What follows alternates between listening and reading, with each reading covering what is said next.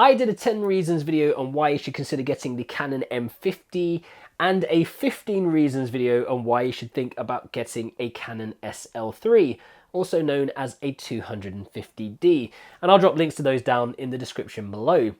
But what is the difference between these two cameras, and which one should you consider getting?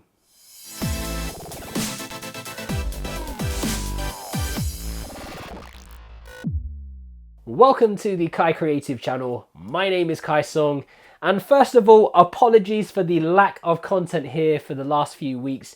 If you follow me on Instagram, you'll know that I've been traveling all around Japan recently, from Fukuoka, Hiroshima, Osaka, Kyoto, Nagano, Hakone, and all over Tokyo. And man, what a trip that was. It was incredible. In fact, it was so good that I came home, I crashed out with a chest infection, and I've been recovering ever since. But things seem to be on the mend, so now I'm back on YouTube with a heap of content planned. So if you haven't done so already, guys, do consider subscribing and tapping that bell button for notifications. Now, while I was touring through Japan, I made sure I took both the M50 and the SL3 with me to capture as much as possible in the way of photos and video content. And it really allowed me the opportunity to compare these two Canon camera bodies side by side in a variety of different locations and scenarios. So let's get to the review. First up, the biggest difference is that the Canon SL3 is a DSLR camera. Yes, a digital single lens reflex camera, which of course means it has a mirror, versus the M50, which is a mirrorless camera. So your viewfinder type is going to be optical in the SL3 and electronic in the M50. And because it doesn't have that mirror and all the mechanisms required around it to make it work, the size of the M50 is lighter and smaller than that of the SL3. In fact, the M50 body weighs in at 390 grams versus the 449 gram body of the SL3. To be honest though, I hardly notice the difference when I'm using both of these cameras. It's not like the SL3 is a super heavy body.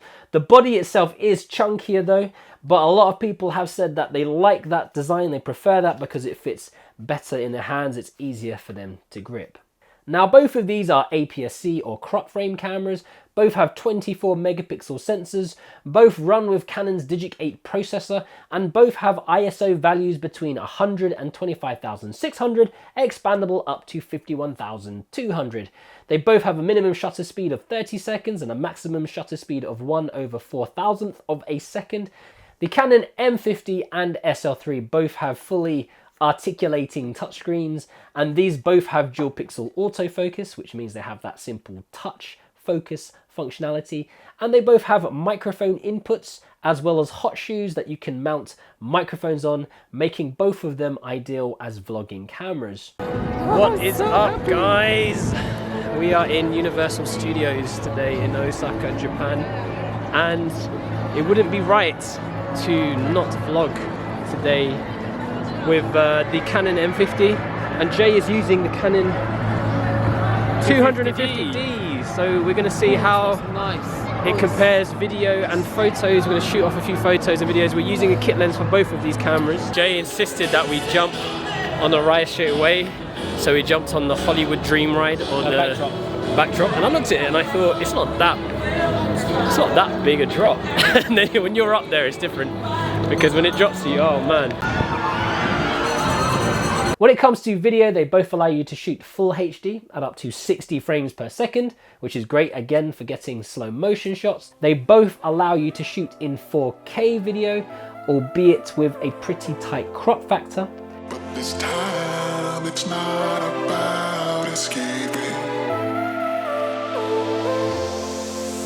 We don't feel like it.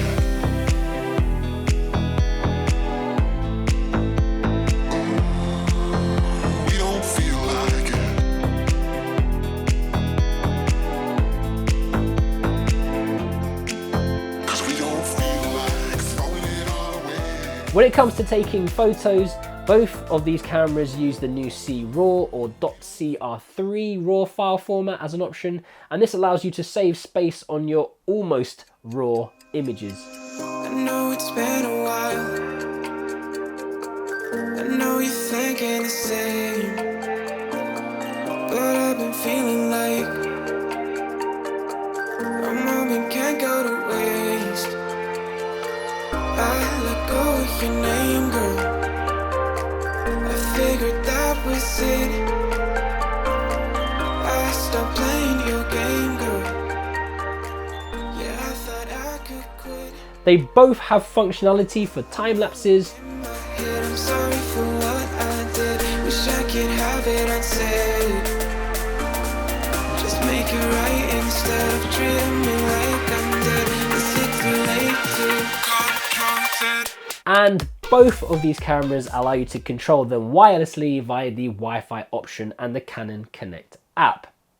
So there are a lot of similarities, but what are the main differences apart from the fact that one's a DSLR and one's mirrorless with the obvious size and weight differences that come along with that?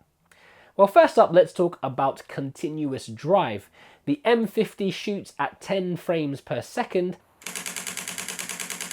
while the SL3 shoots at half of that at 5 frames per second.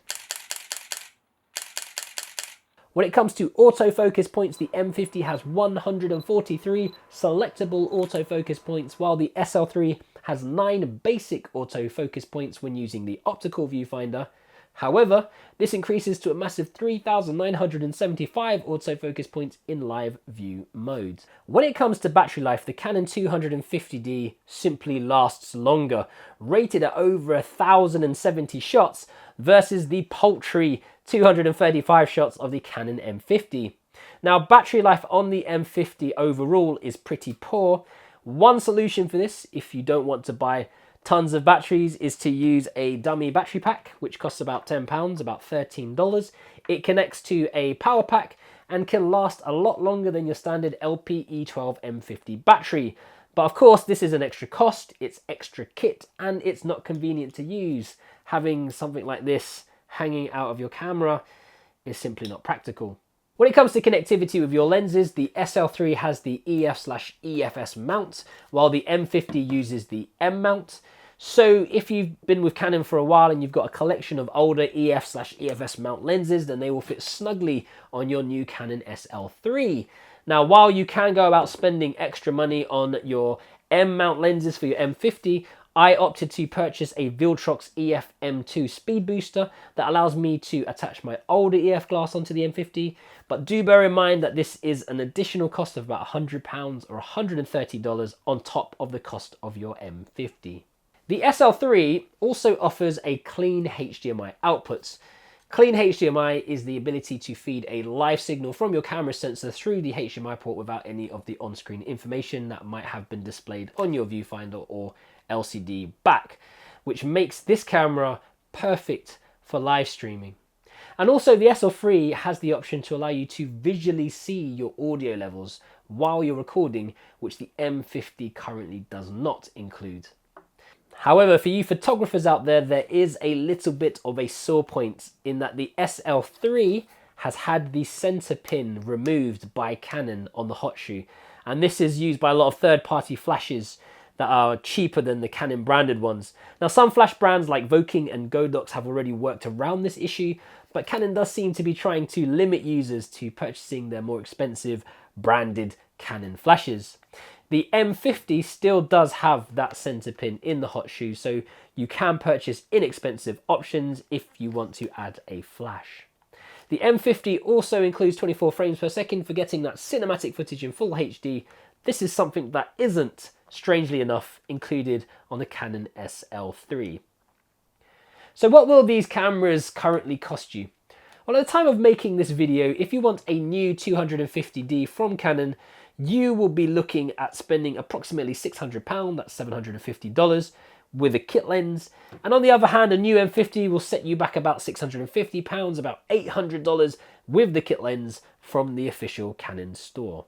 So which one should you get? Well, with so many similarities between the two, it's a tough call.